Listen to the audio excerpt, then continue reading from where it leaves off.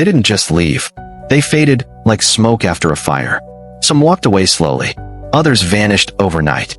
But all left behind the same thing: silence. And in that silence, you questioned everything. Why now? Why them? What did I do wrong? You replayed the last conversation over and over. You checked their messages, reread their words, hoping for signs you missed. You blamed yourself. You shrank. But here's the truth nobody told you. Their exit wasn't an accident. It wasn't random. It was a realignment. An invisible hand was at work, one that moves people out when your next season demands it. Sometimes, before God speaks, he clears the room. Before greatness enters, the crowd must exit. Because what's coming for you is sacred, and sacred things don't thrive in noise. They don't bloom in cluttered rooms filled with shallow echoes and half-present people. You thought their presence was loyalty, but some people are only loyal to your wounds, not your growth. They were comfortable with your brokenness, not your rising. They could handle your silence, but not your voice. So when the shift came, they couldn't stand the vibration. Not because you're wrong, but because you're evolving. Let them go. Their part of your story is over. They were scaffolding, meant to fall away once the structure could stand on its own. And now, you're standing. Not because they held you up, but because their absence forced you to find your own strength. Good. Now the real story begins. You must understand this. The greatest turning points in your life will not come while you're surrounded. They come when the room is empty, when the phones stop ringing, when the laughter fades and the silence creeps in like fog, thick, still, and deafening. It's in that space that the real work begins.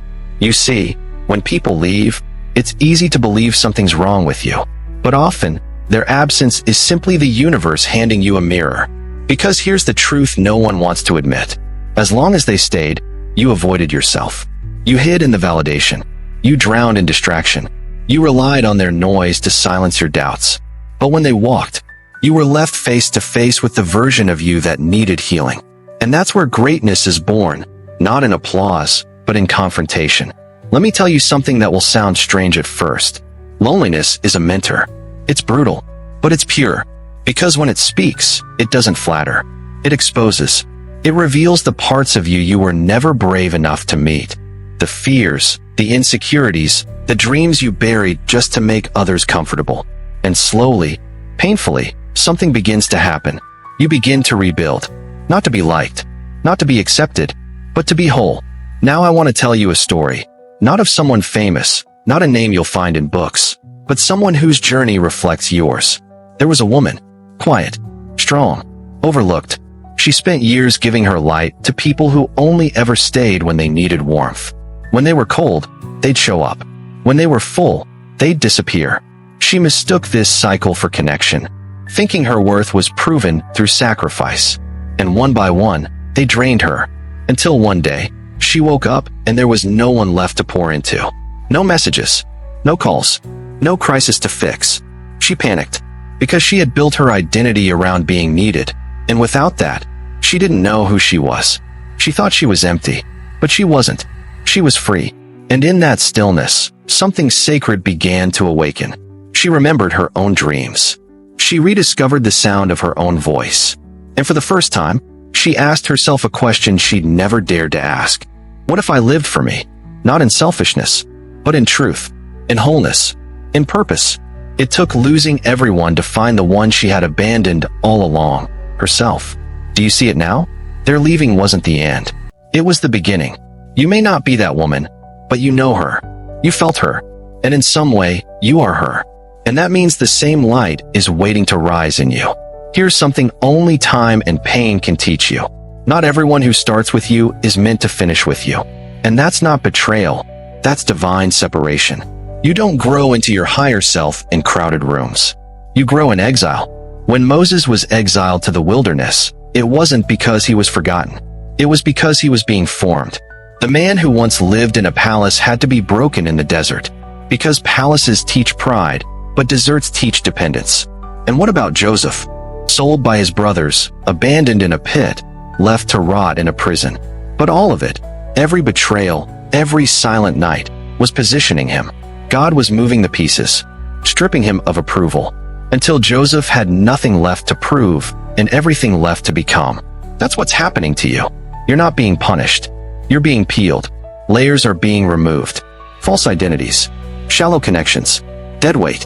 The people who left weren't your enemies. They were your mirror. They showed you who you were trying to be. And when that identity could no longer carry your calling, they were released. Yes, you loved them. Yes, you tried to keep them close. But if they had stayed, they would have become your ceiling. So heaven removed your ceiling. And now, you're under open sky. Does it feel safe? No. But is it sacred? Absolutely.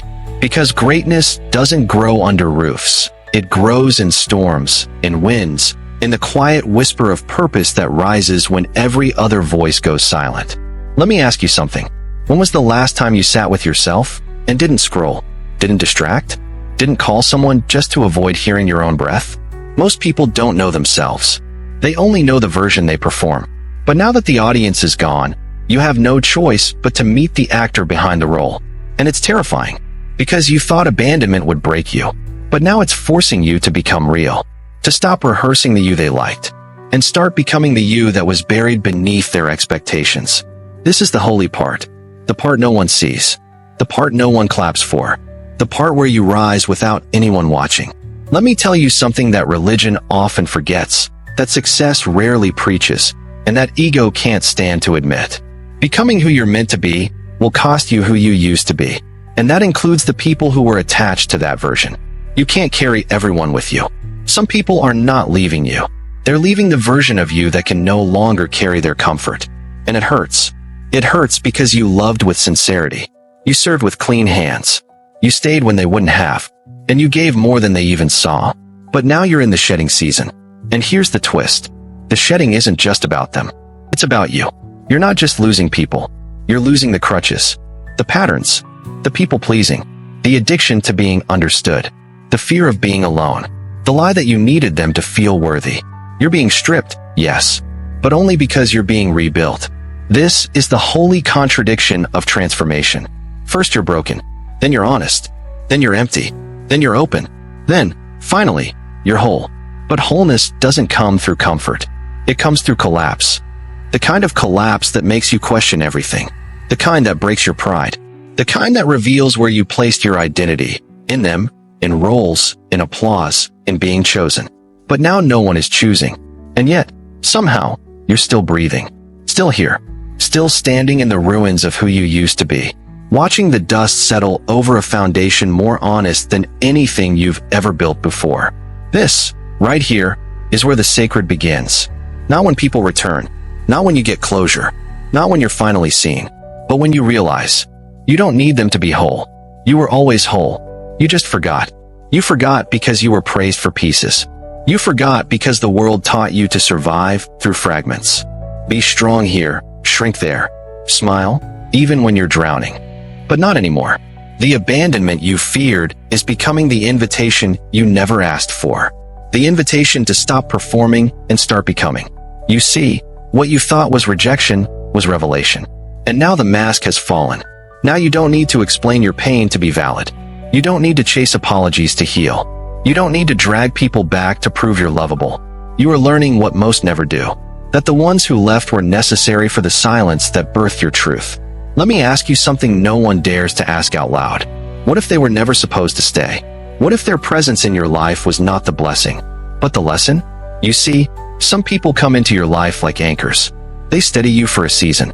But if you try to carry them into the next one, they'll drown you. And you'll call it loyalty. You'll call it love.